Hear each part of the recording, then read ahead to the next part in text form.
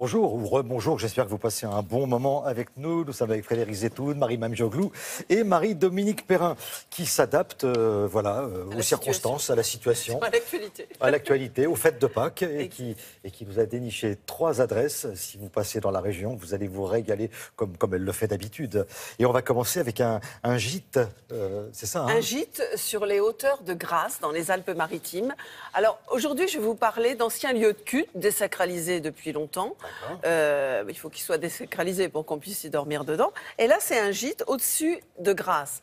Un point de vue qui s'envole jusqu'à la Méditerranée. C'est une ancienne chapelle qui avait été taguée, martyrisée, on peut le dire, et qui vient de ressusciter grâce à un jeune couple qui en est tombé amoureux, et nous aussi. Ensuite, on va aller à Poitiers, dans la Vienne. Et là, au centre de Poitiers, il y a un hôtel qui porte l'enseigne d'une des plus grandes chaînes françaises et qui a été installé dans l'ancienne chapelle des Jésuites. Alors chapelle, moi je dirais presque cathédrale, hein, parce que vous allez voir, c'est monumental, c'est franchement impressionnant. Il y a 50 chambres, qui se sont installées dans cette chapelle. Ensuite, on va aller dans le Gard. Et dans le Gard, on va aller dans le duché d'Uzès. Et là, c'est l'ancienne résidence d'été des évêques d'Uzès qui a été morcelée. Et une partie, déjà morcelée, c'est grand, ses jardins, l'ancien couvent, etc., a été reconverti par un couple de Parisiens qui sont tombés amoureux à la fois de la région et de ce beau domaine qui appartenait autrefois aux évêques d'Uzès. Une chapelle sur une colline de Grasse. Abandonnée, désacralisée, murée, squattée, la petite chapelle Saint-Sauveur avait vécu l'enfer. Aujourd'hui, c'est une résurrection au paradis. Alors effectivement, cette chapelle a été désacralisée en 1970 et puis elle est un peu tombée à l'abandon. Et mon mari étant originaire du pays, on a eu un vrai coup de cœur pour cette chapelle. On voulait la rénover à l'extérieur et puis, concours de circonstances, on a décidé de la transformer en gîte. On a simplement pris le parti de ne pas forcer le trait, simplement respecter l'endroit. Le style qu'on a imprégné là, c'est tout simplement la sobriété, le respect des matériaux.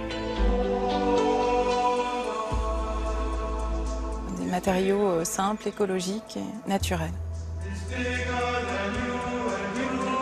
Dans la chambre, on a mis ces petits messages, ces petites poésies, tout simplement parce que l'amour et le partage ont de l'importance pour nous. Comme autant d'ex-voto porte-bonheur, pour une nuit forcément divine.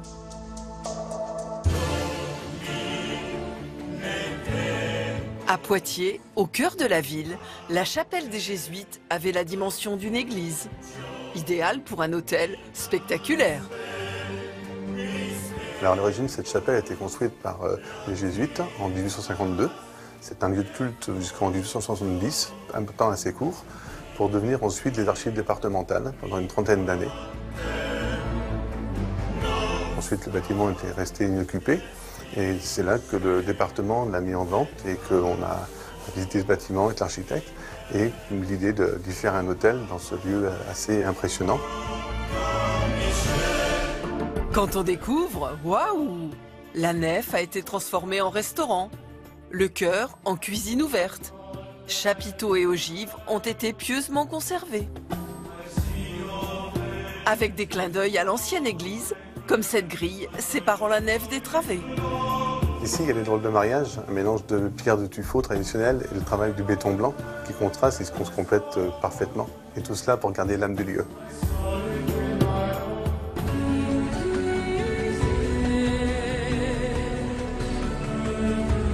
Un couple de Parisiens cherchait la lumière. Coup de foudre pour une région et coup de cœur pour un domaine du 18e, un peu spécial.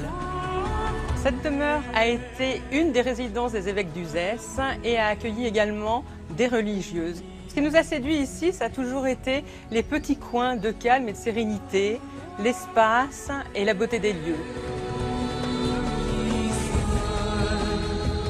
Le jardin à la française nous rappelle un peu l'authenticité de l'époque.